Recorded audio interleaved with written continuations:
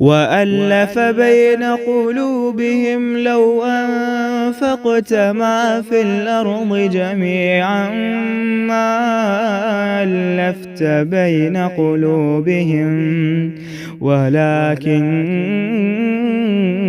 अल्लाह अल्लफ़ बैनहुम इन्नहु अज़ीज़ुन हकीम। और एक और बहुत बड़ी वजह जो इस पूरे पारे पे छाई हुई है, और मैं अपने समेत हर उस साथी से जिसको अल्लाह ने दूसरों की हिदायत का ज़रिया बनाया, वो अपने आप को आलिम कह ले। हम तो नहीं हैं आलिम, हम तो तालिब इल्म है। लेकिन कोई किसी भी दर्जे पे सबसे बड़ी सख्ती दिल की, यानी कसावत क़ल्बी, जितना मैंने इस मौजू को स्टडी किया है उसमें वो दीनदारों की सख्ती दिखती है।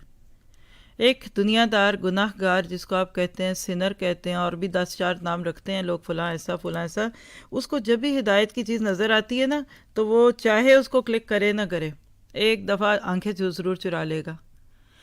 और कभी मौका मिले तो आपकी तरह फिर हिदायत के लिए कुरान सुनना शुरू कर देगा। लेकिन कभी कभी सुन सुन कर सुन हो जाता है बंदा। दीनदार तबके में गफलत सबसे पहली तो ये आती कि वो सुनना छोड़ देते हैं, क्योंकि सुनाने की आदत हो गई ना।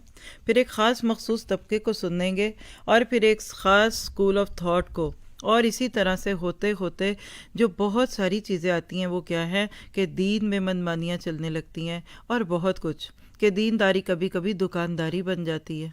याद रखिएगा, आज जिस बारे में हम पढ़ेंगे, तावन अलल बिर्रि व तकवा, वो तकवा और बिर के ऊपर तावन करने की बजाय अपने नाम और अपनी जमात और इसी तरह की चंद ख़ास सोचों के ऊपर तावन करने लगते